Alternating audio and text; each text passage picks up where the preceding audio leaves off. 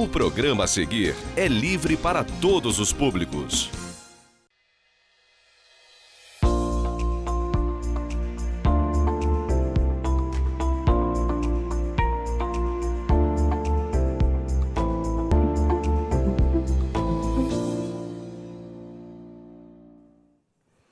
Olá, seja bem-vindo. Esse é o programa Ponto de Vista e eu sou o professor Ricardo Lengruber. Nosso programa de hoje, o programa está sendo gravado na terça-feira, dia 24 de março. É importante nesse período de quarentena, de isolamento social, que a gente marque bem a data, porque as coisas estão mudando muito aceleradamente a cada dia, a cada hora, na verdade. O tema do nosso programa hoje não pode ser outro, é o coronavírus, é a Covid-19, é, enfim, o impacto de tudo isso na sociedade, mas de maneira muito especial na rede de educação pública e privada, rede municipal, rede estadual e também das escolas particulares. Depois do intervalo, nós vamos conversar sobre esse assunto. Espere um minutinho só.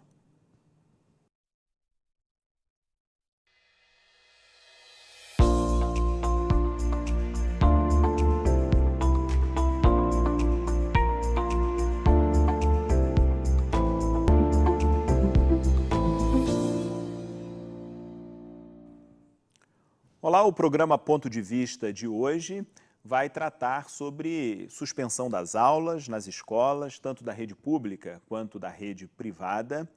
E o nosso programa hoje é um tanto quanto inusitado, porque nós estamos todos em isolamento social, estamos em quarentena, então preferimos respeitar naturalmente e não convidar ninguém para que estivesse conosco aqui nos estúdios da TV Zoom, exatamente para garantir que não haja mais contágio, para que não haja nenhum problema decorrente disso. Por essa razão, como eu sou professor, trabalho na rede, tanto com a experiência da rede pública quanto da rede privada, convidei a jornalista aqui da TV Zoom, Luciana Ferraz, para que faça um bate-papo comigo a respeito desse assunto e os desdobramentos de tudo isso nos próximos dias.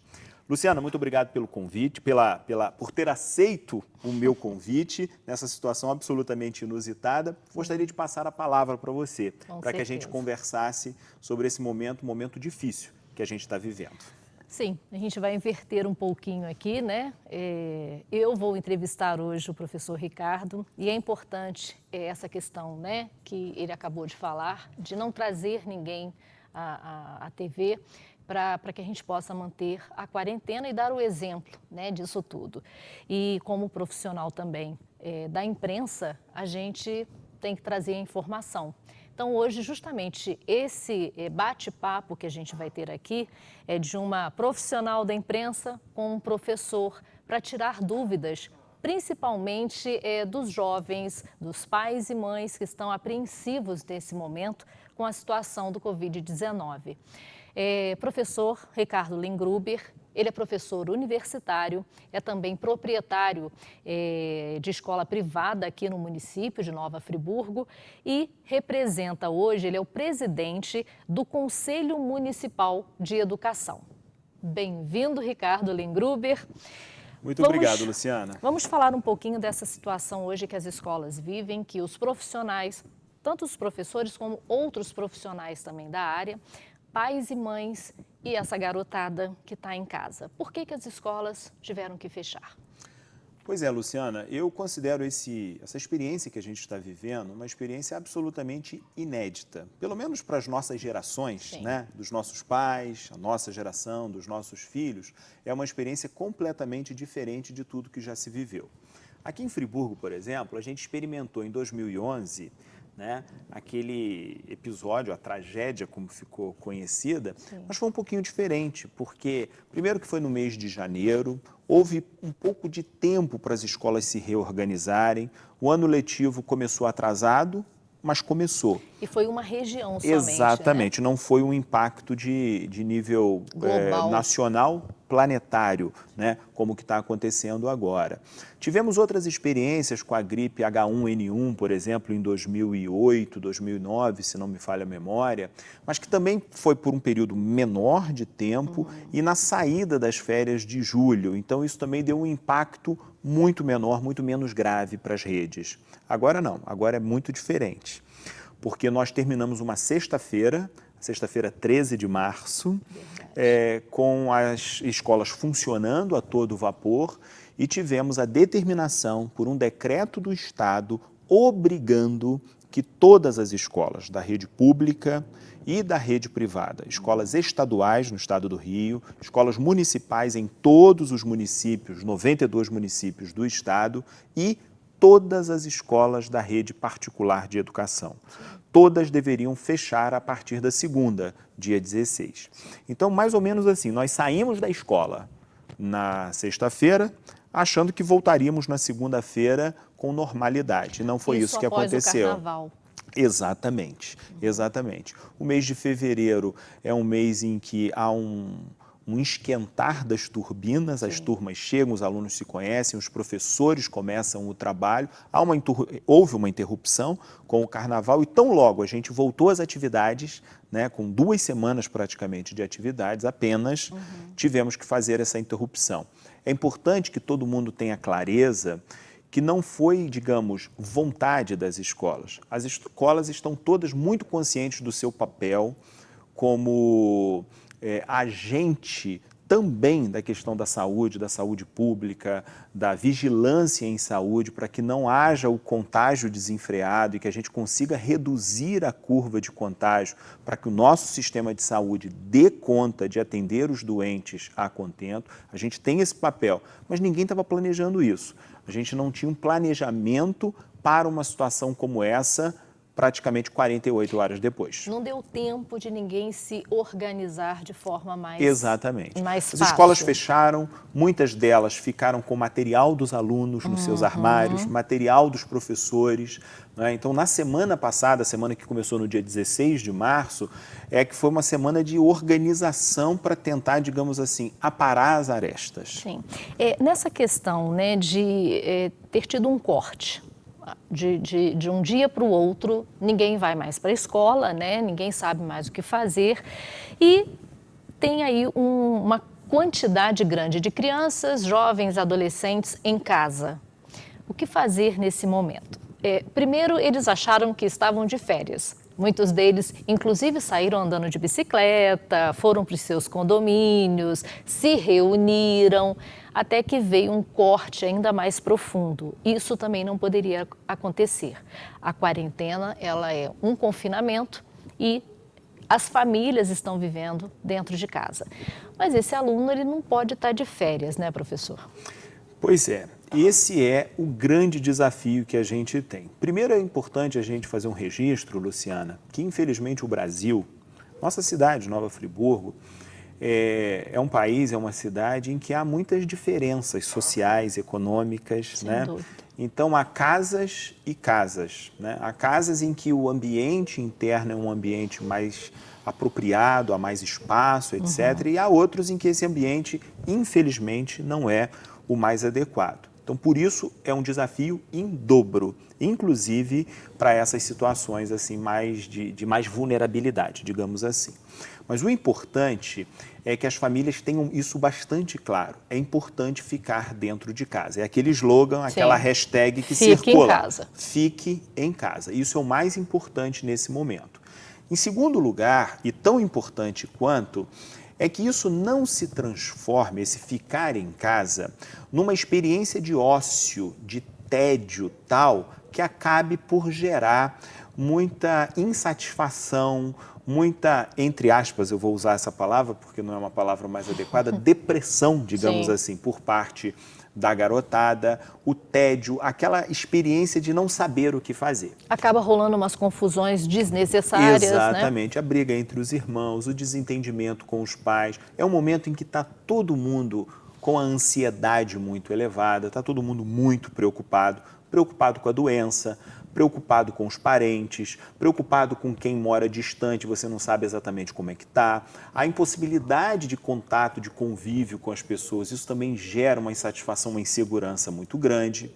Insegurança, Luciana, com relação aos negócios. As pessoas estão preocupadas com o dinheiro e é natural que seja. Eu estou preocupado, você está preocupado. Pagar as contas, Todo mundo está preocupado com isso. Um país que tem o desemprego que o nosso país tem nesse momento, né? O nível de informalidade que há nas ocupações. Então, isso tudo impacta esse momento. Então, é importante, em segundo lugar, como eu dizia, e já concluo, que os alunos mantenham um ritmo de estudos, uma rotina, mesmo dentro de casa. Você que é pai, que é mãe, você que é responsável por um estudante, que está lá no ensino fundamental, que está no ensino médio, separe uma hora.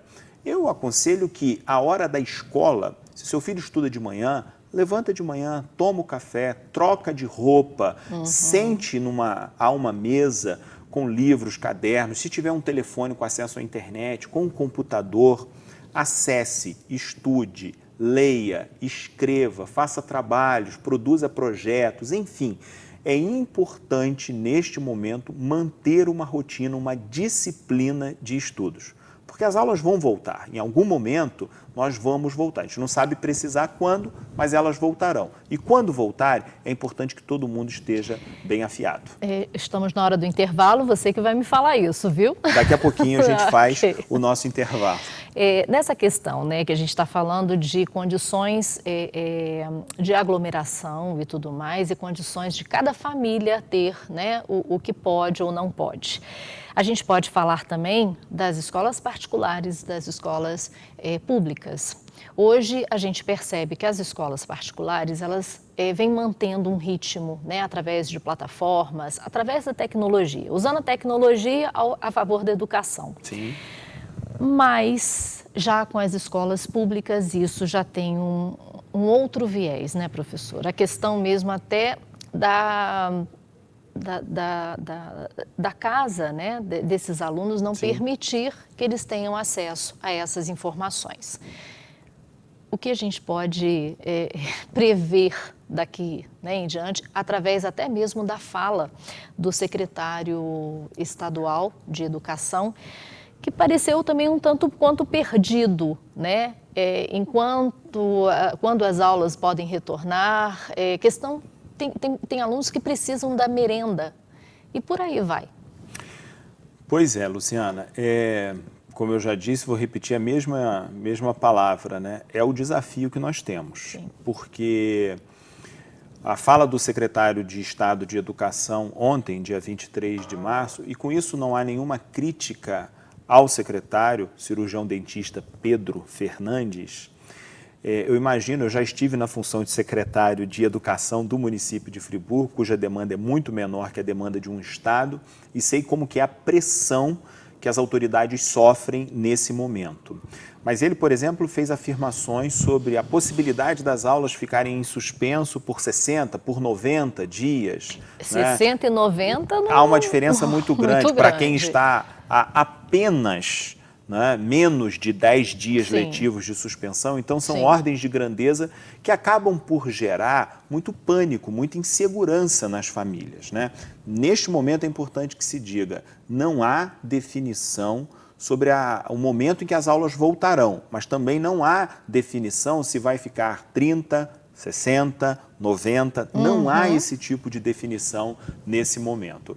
Tudo é possível de acordo com como o quadro vá se evoluindo, o quadro da doença vá se evoluindo aqui no estado do Rio e no país. Mas respondendo assim, muito objetivamente a sua pergunta, eu acho que a diferença, Luciana, não é nem só sobre a escola pública e a escola privada, né? É uma diferença mesmo, às vezes, entre locais, entre unidades de ensino. Sim. A gente tem na rede privada escolas que têm muito mais dificuldade para tecnologias de educação à distância do que outras. Até mesmo tem lugares que a internet chega de uma forma melhor e outras pessoas não têm. Exatamente. Há uma outra questão também que são as faixas etárias.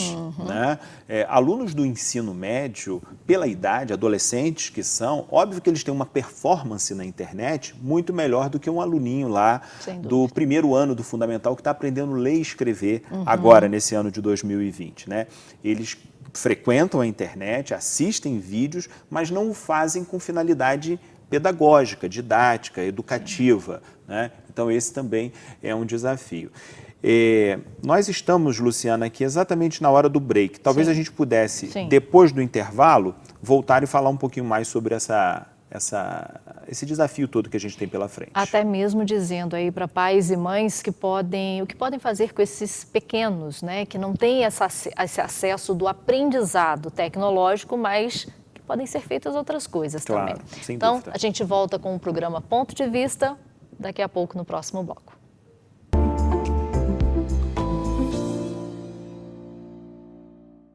Acesse tvzoom.com.br e fique por dentro das principais notícias de Nova Friburgo. É o jornalismo de 19 anos com a marca TV Zoom, agora também em um portal de notícias. tvzoom.com.br, a sua notícia na internet.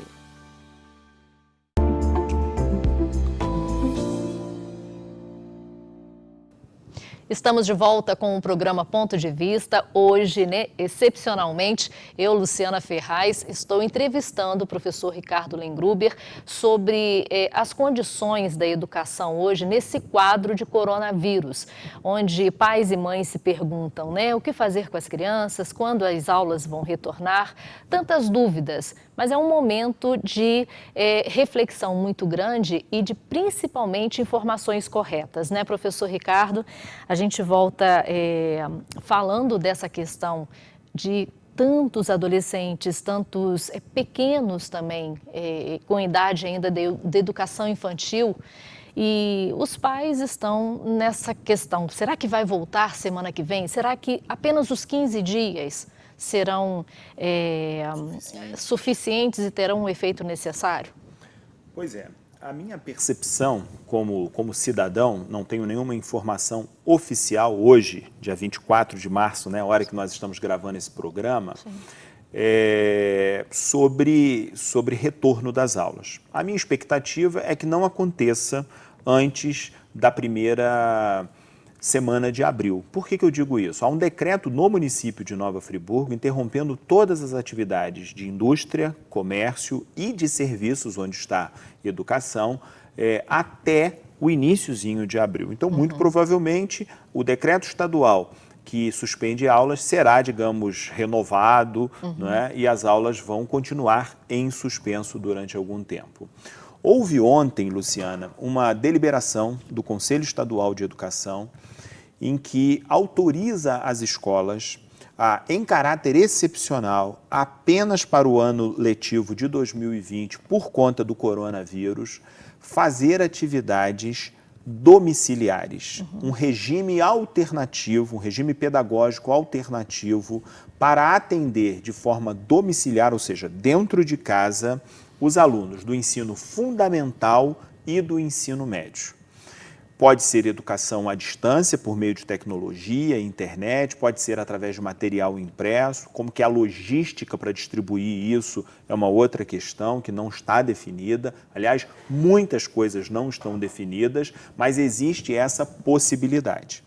Então, em primeiro lugar, o que eu acho que é importante a gente dizer para as famílias, para os alunos, né, é uma palavra de tranquilização, se é que é possível isso nesse momento. Não adianta a gente entrar em pânico e achar que está tudo perdido.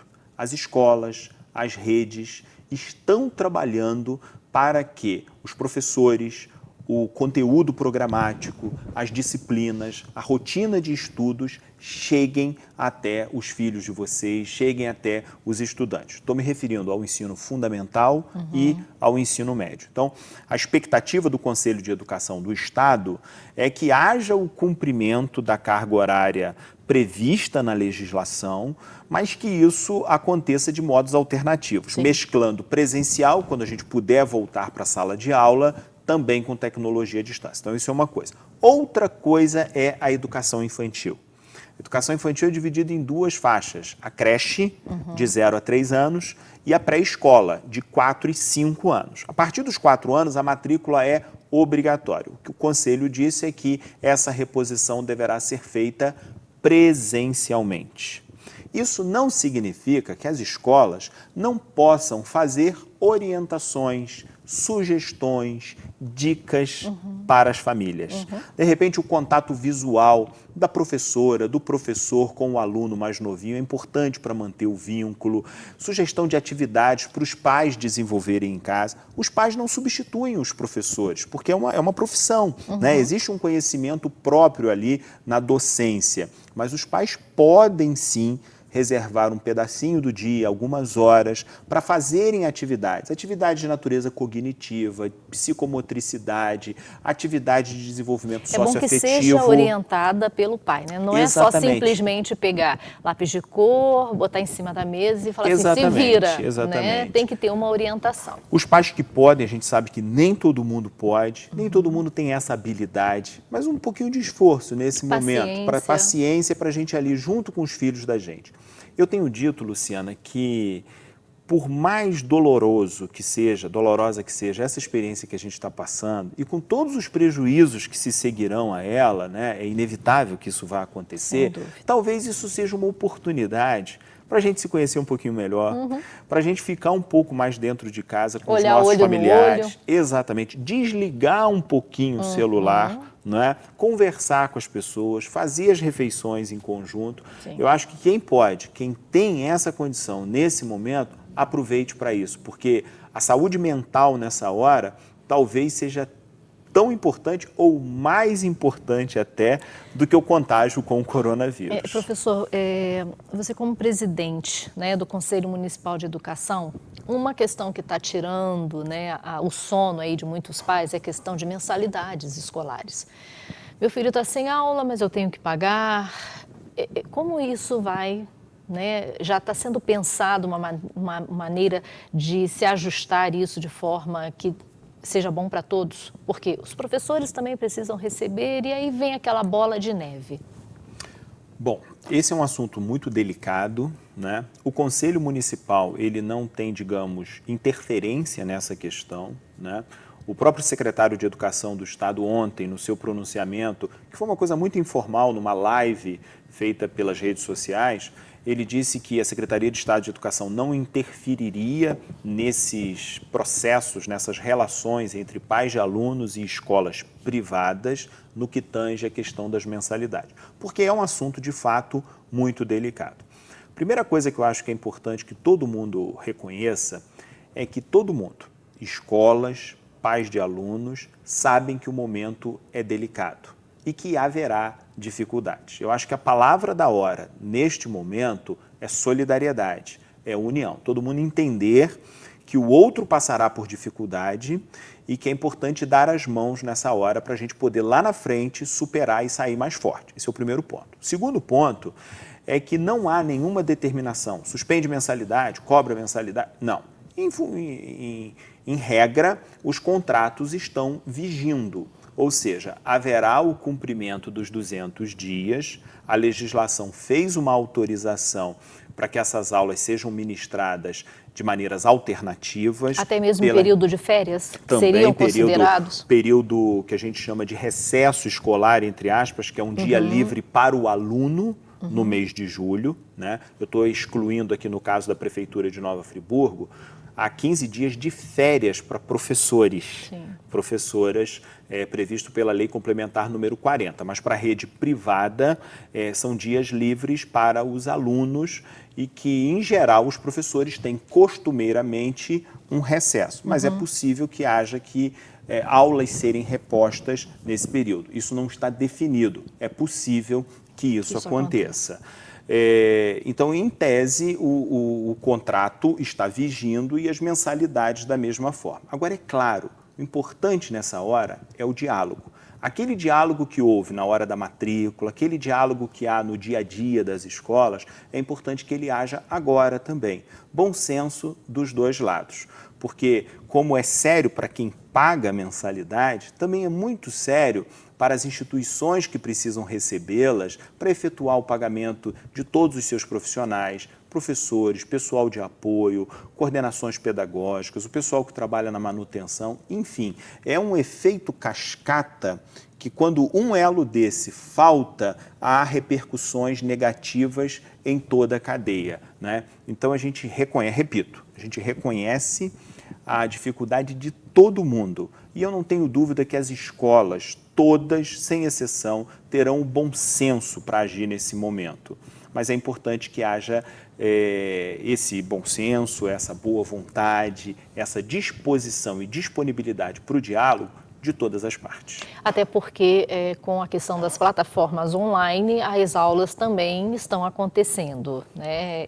Professores trabalhando, eu como professora universitária, a gente tem uma plataforma onde, durante aquele período de aula, a gente tem que se disponibilizar para o aluno, levando novos conhecimentos e ficando aberto também às perguntas e essa troca de experiências. Eu, né? além de... Tem muito professor trabalhando, viu? Sem dúvida. Inclusive eu.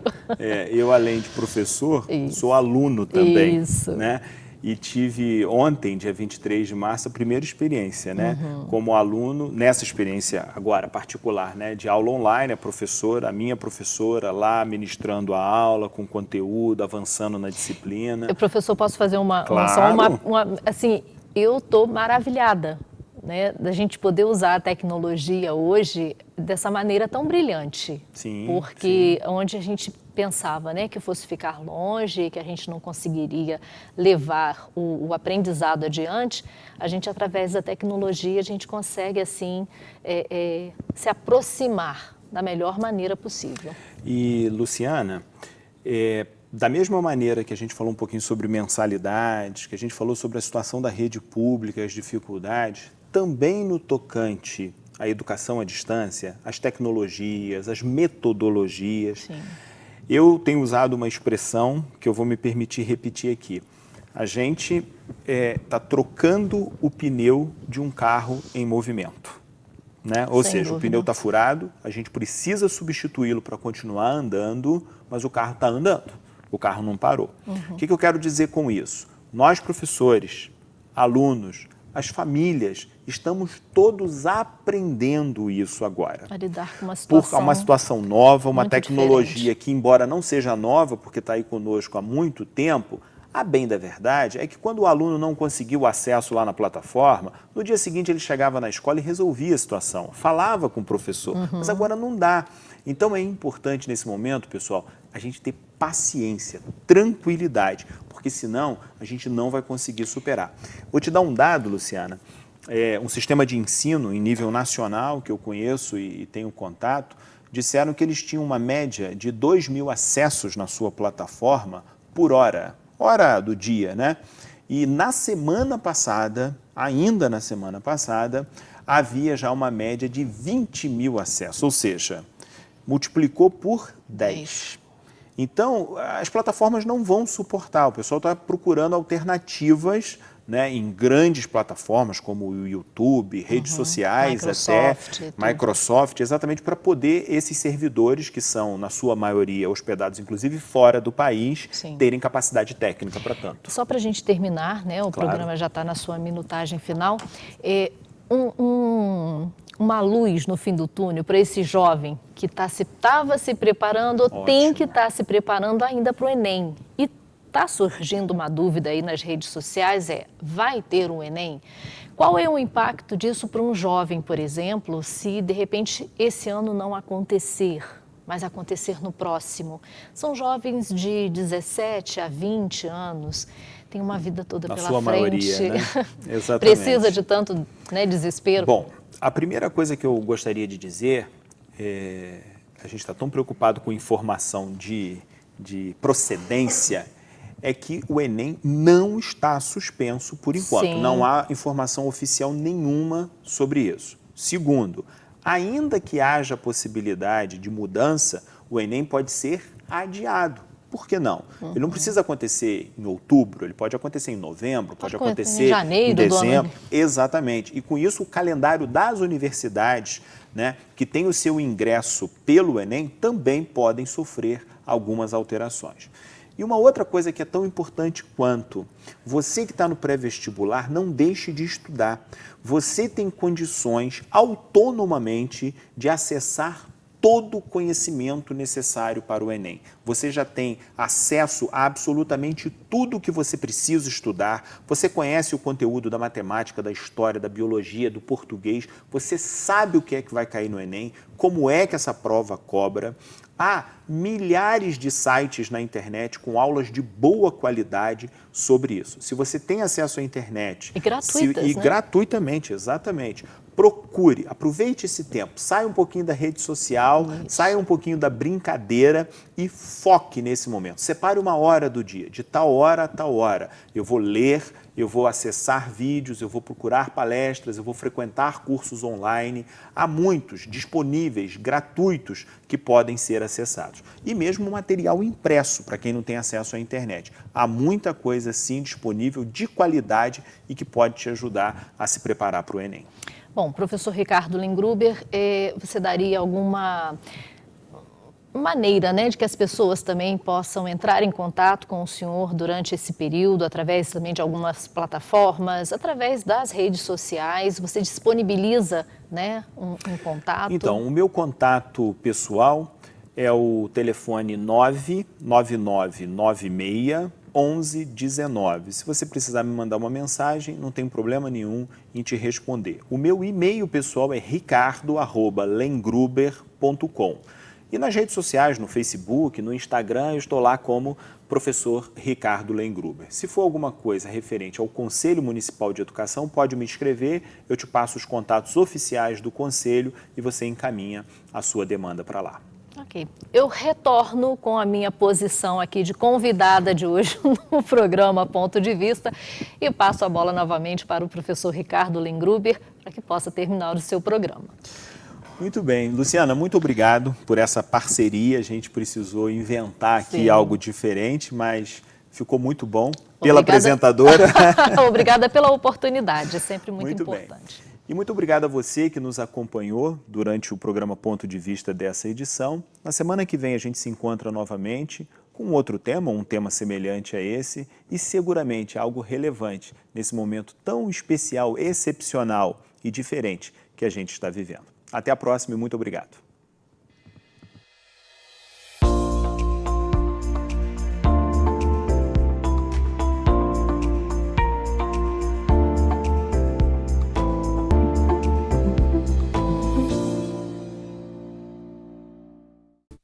Este e outros programas você assiste no aplicativo TV Zoom.